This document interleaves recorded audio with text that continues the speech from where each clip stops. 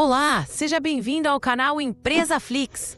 Vamos conversar um pouco sobre uma mudança muito séria que afeta diretamente você, que é microempreendedor individual, o MEI, e que talvez também receba pagamentos na sua conta de pessoa física, no seu CPF. Neste encontro, vamos analisar em detalhes a nova resolução do Comitê Gestor do Simples Nacional, a de número 183 de 2025, que muda drasticamente a forma como seu faturamento total é calculado. E aqui vai a informação mais impactante que você precisa saber agora mesmo. Se você tem uma maquininha de cartão de crédito no seu CPF e a utiliza para receber pagamentos de clientes, achando que esse valor não se mistura com o seu limite do MEI, saiba que os bancos já informam absolutamente tudo o que você transaciona para a Receita Federal através de uma declaração chamada DECRED. E a nova regra apenas confirma que a Receita vai sim somar esses valores para verificar se você estourou o seu limite.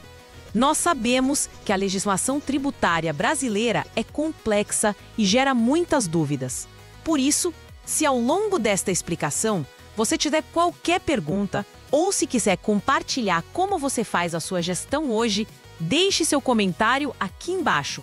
Nós fazemos o possível para responder a todos os comentários e trocar experiências. A grande notícia que está movimentando o mundo do empreendedorismo, especialmente para quem é MEI, é a publicação da resolução do Comitê Gestor do Simples Nacional, o CGSN, de número 183, que foi publicada no dia 13 de outubro de 2025. Essa nova resolução veio para alterar um texto que é considerado a Lei do MEI, que é a resolução CGSN número 140 do ano de 2018. E a mudança é profunda. Ela toca em um ponto nevrálgico, o cálculo do limite de faturamento anual. Até hoje, muitos empreendedores que se formalizaram como MEI adotavam uma prática arriscada, mas comum. Eles separavam as receitas. Uma parte era faturada corretamente pelo CNPJ, emitindo nota fiscal ou registrando no relatório mensal. E outra parte, muitas vezes recebida por serviços prestados por fora ou venda sem nota, era direcionada para a conta de pessoa física, no CPF. Isso era feito, na maioria das vezes, com a intenção clara de não ultrapassar o teto de faturamento do MEI, que atualmente é de R$ 81 mil por ano. O raciocínio era, se o dinheiro caiu no meu CPF, a Receita Federal não vai associar isso ao meu MEI. Pois bem, essa lógica acaba de ser oficialmente derrubada. A nova regra estabelecida pela Resolução 183 é explícita. Para a verificação do limite anual de receita bruta do MEI, deverão ser somadas todas as receitas oriundas das atividades econômicas do empresário, no mesmo ano calendário, ainda que elas tenham sido recebidas em inscrições diferentes, como a de contribuinte individual, ou seja, no seu CPF. O que isso significa em português claro? Não importa se você recebeu o pagamento na conta PJ, na conta PF, se a maquininha de cartão está no CNPJ ou no CPF, ou se o cliente fez um Pix para sua chave pessoal. Se a origem desse dinheiro for a sua atividade empresarial, aquela que você exerce como MEI, tudo isso será somado para compor o seu faturamento bruto anual. A Receita Federal não está mais interessada em onde o dinheiro entrou, mas sim por que ele entrou. Se for referente à sua atividade comercial, de indústria ou de prestação de serviços, ela entra na conta. Vamos ser honestos, essa prática de dividir o faturamento nunca foi correta. Ela sempre configurou uma forma de sonegação fiscal, o famoso jeitinho para pagar menos impostos e se manter indevidamente em um regime tributário que não condiz mais com o tamanho real do negócio. Muitas pessoas faziam isso por desconhecimento, mas muitas também faziam de forma deliberada. O que a Receita Federal fez com essa resolução não foi criar uma dificuldade nova, foi apenas regulamentar e oficializar o entendimento que ela já vinha aplicando na prática e que os contadores mais sérios, como nós aqui no Empresa Flix, já alertávamos há muito tempo. A Receita quer aumentar a transparência e a justiça tributária e ela está fechando o cerco contra quem tenta burlar o sistema. E como a Receita Federal sabe o que você recebe no seu CPF? Essa é a pergunta de R$1 milhão que muitos MEIs se fazem. A resposta é simples: tecnologia e cruzamento de dados. Existem várias ferramentas que o fisco utiliza. A primeira, e talvez a mais óbvia, são as operadoras de cartão de crédito. Se você tem uma maquininha de cartão, mesmo que ela esteja cadastrada no seu CPF, a administradora dessa maquininha é obrigada a entregar uma declaração anual para a Receita Federal, chamada DECRED, a Declaração de Operações com Cartão de Crédito. Nessa declaração, ela informa o montante total que você movimentou mês a mês. Agora, imagine o cenário. Você tem um MEI de comércio de roupas e declara na sua declaração anual do MEI, a DASNA-CIMEI, que faturou R$60 mil no ano. Tudo pelo CNPJ. No entanto, a Receita Federal recebe uma DECRED informando que no seu CPF, naquele mesmo ano, passaram R$80 mil em vendas por cartão. Se você não tiver como provar que esses R$80 mil do CPF são de outra origem, como a venda de um carro, por exemplo, a Receita vai presumir que aquela é uma receita comercial da sua loja de roupas que você tentou ocultar. E essa presunção agora está respaldada pela nova resolução. Alguns estados, inclusive, já estão se adiantando. Eles estão monitorando atidamente as operações de maquininhas de CPF. É muito fácil para o sistema identificar um padrão de atividade comercial. Se o seu CPF recebe 500, 1.000, 2.000 pagamentos de valores pequenos, vindos de centenas de CPFs ou cartões diferentes, é evidente que aquilo não é uma movimentação pessoal, como uma vaquinha de família. Aquilo é comércio, e os estados estão somando essas receitas, notificando os contribuintes e desenquadrando-os do MEI por estouro de faturamento. Além da DECRED, temos o PIX. Muitas pessoas migraram do cartão para o PIX no CPF, achando que ele seria invisível. Mas o PIX é uma transação bancária como qualquer outra, e os bancos, por sua vez, são obrigados a entregar uma outra declaração, a E-Financeira, onde eles reportam todas as movimentações financeiras dos seus clientes, PF e PJ, que ultrapassam certos limites. A Receita Federal tem acesso a quanto entrou e quanto saiu da sua conta. Se houver uma movimentação incompatível com a sua renda declarada como MEI ou como pessoa física, o alerta da malha fina acende. E tem mais: o cruzamento de notas fiscais. A Receita Federal está comparando o volume de notas fiscais emitidas pelo seu CNPJ com o valor que você declara na DASNA-CIMEI. Se você emitiu R$120 mil em notas fiscais durante o ano, mas na sua declaração anual informou apenas o limite de R$81 mil para não ser desenquadrado, você será pego. O sistema é automático. O desenquadramento por essa inconsistência é certo, e ele é, muitas vezes, retroativo. E é importante frisar, essa nova regra da Resolução 183 já está valendo. Ela entrou em vigor na data da sua publicação, ou seja, desde o dia 13 de outubro de 2025. Não é algo para o ano que vem, é para agora. Se você estava operando dessa forma dividida, o risco de ser pego aumentou exponencialmente. Agora, existe uma situação que é ainda mais delicada e que gera muitas dúvidas. O que acontece com a pessoa que tem duas atividades econômicas distintas? Imagine um profissional que exerce uma atividade regulamentada, que não pode ser MEI, e ao mesmo tempo tem um MEI para uma atividade permitida.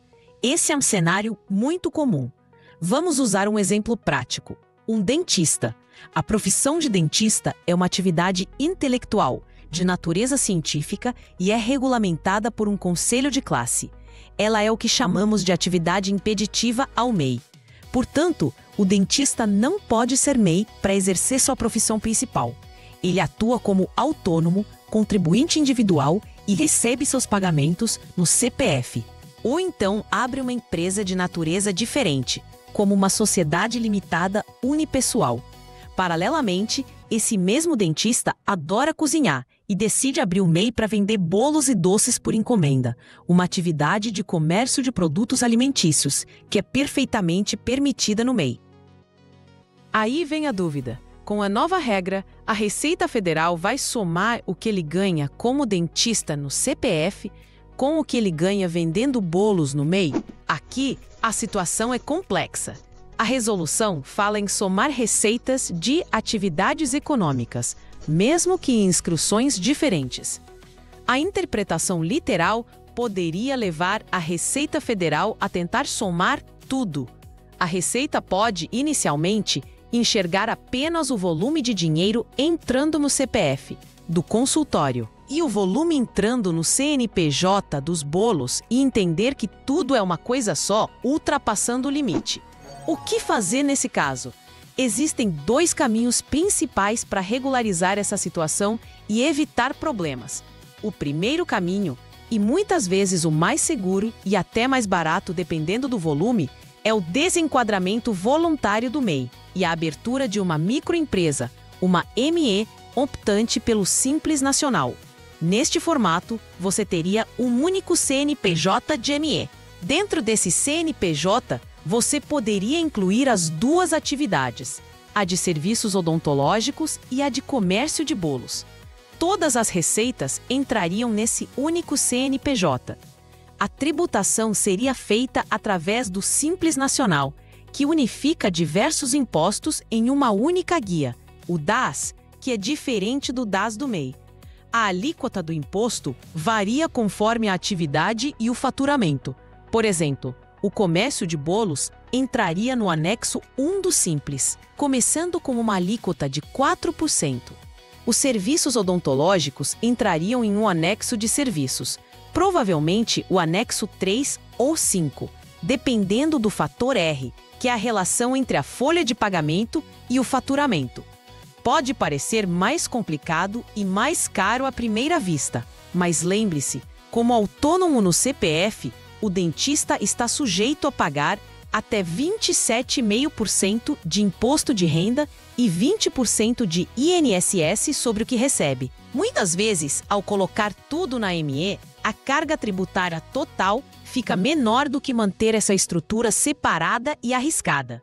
O segundo caminho é manter as estruturas separadas, mas fazendo da forma absolutamente correta, organizada e documentada. Ou seja, o dentista continua com seu MEI para a venda de bolos, registrando seu faturamento mensalmente e pagando das MEI, sem ultrapassar o limite de R$ 81 mil dessa atividade específica. E, para a atividade de dentista, ele deve atuar como autônomo no CPF de maneira exemplar. Isso significa fazer o livro caixa. O livro caixa é o registro de todas as receitas e, principalmente, de todas as despesas relacionadas àquela atividade autônoma, como aluguel do consultório, luz, água, telefone, materiais odontológicos, secretária, etc. Por que isso é importante? Porque ele pagará imposto sobre o lucro e não sobre o faturamento bruto. Mensalmente, ele deve calcular seu imposto de renda através do Carnê-Leão e pagar o imposto devido. Além disso, ele deve recolher o seu INSS como contribuinte individual sobre o valor que ele aufere como autônomo. Dessa forma, se a Receita Federal um dia questionar a soma das atividades, ele terá como provar, com documentos, livro caixa, pagamentos de Carnê-Leão, guias de INSS, que as receitas recebidas no CPF são oriundas de uma atividade, a odontologia, que é legalmente proibida de ser MEI. O argumento dele será: senhor fiscal, eu não estou dividindo o faturamento do MEI. Eu tenho duas fontes de renda distintas. Uma é o MEI de bolos, que está aqui, dentro do limite. A outra é minha profissão de dentista, que não pode ser MEI, e pela qual eu pago meus impostos separadamente como autônomo. E está tudo aqui documentado. Esse é o ônus da prova. Você precisa ter a documentação para provar que são atividades distintas e que a atividade do CPF não é uma tentativa de fraudar o limite do MEI. Mesmo assim, é um caminho que exige muita organização e que ainda carrega um risco de interpretação da Receita Federal. O fisco pode alegar que, independente da natureza, você deveria ter uma ME para ambas. O cerco está se fechando de todas as formas. A Receita Federal está mais inteligente e seus sistemas são muito eficientes. A era de achar que o CPF era um território livre, separado do CNPJ, acabou. A nova resolução apenas cimenta essa realidade. Então, o que você, MEI, deve fazer a partir de agora? A primeira atitude é a organização. Você precisa ter um controle financeiro rigoroso do seu negócio. Primeiro, separe as contas. Tenha uma conta de pessoa jurídica, conta PJ para o seu MEI, e uma conta de pessoa física, conta PF para suas despesas pessoais. Isso é o básico. Não misture o dinheiro da empresa com o seu dinheiro. Pague um prolabore ou uma distribuição de lucros da conta PJ para a sua conta PF e viva com esse valor. Segundo, centralize os recebimentos. Se a atividade é do MEI, o cliente tem que pagar na conta PJ do MEI. Se você usa a maquininha de cartão, ela deve estar cadastrada no seu CNPJ. Se o cliente quer fazer Pix, passe a chave Pix do CNPJ. Acabe com o hábito de esse aqui pode ser no meu CPF pessoal. Isso, a partir de agora, é um convite para o desenquadramento. Terceiro, controle seu faturamento mensalmente. Não espere chegar o fim do ano para descobrir que estourou o limite. Use uma planilha simples, um caderno, um aplicativo, qualquer coisa. Some tudo que entrou referente à sua atividade MEI. Não importa se foi em dinheiro, cartão, Pix, CPF ou CNPJ. A soma total é o seu faturamento bruto. É fundamental entender o que acontece se você ultrapassar o limite de R$ 81 mil. Existem duas penalidades diferentes. Se o seu faturamento ultrapassar o limite de R$ 81 mil, mas ficar abaixo de R$ 97.200, ou seja, estourou em até 20%, você não é desenquadrado imediatamente. Você continua como MEI até o final daquele ano calendário. No mês de janeiro do ano seguinte, você deverá pagar uma guia DAS complementar, com um pequeno acréscimo de imposto, apenas sobre o valor que excedeu. E a partir de 1º de janeiro desse novo ano, você será automaticamente desenquadrado do MEI e migrado para o regime de microempresa, ME no Simples Nacional. Agora, se o seu faturamento ultrapassar os R$ 97.200, ou seja, mais de 20% acima do limite, o cenário é catastrófico. O seu desenquadramento do MEI é retroativo ao dia 1º de janeiro daquele ano. Isso significa que a Receita Federal vai desconsiderar todos os pagamentos do DAS-MEI que você fez durante o ano. Ela vai exigir que você recalcule todos os impostos daquele ano inteiro como se fosse uma microempresa do Simples Nacional desde o começo, aplicando as alíquotas da ME, que são maiores, sobre o faturamento total. E claro, isso virá com multa e juros. É uma dívida que pode quebrar o negócio. Por isso, a gestão do faturamento é vital. E com essa nova resolução 183, essa gestão precisa incluir, obrigatoriamente, qualquer receita da sua atividade que, por acaso, tenha caído no seu CPF. A Receita Federal está sendo clara. Ela quer transparência e o fim da confusão patrimonial entre o que é da pessoa física e o que é da pessoa jurídica.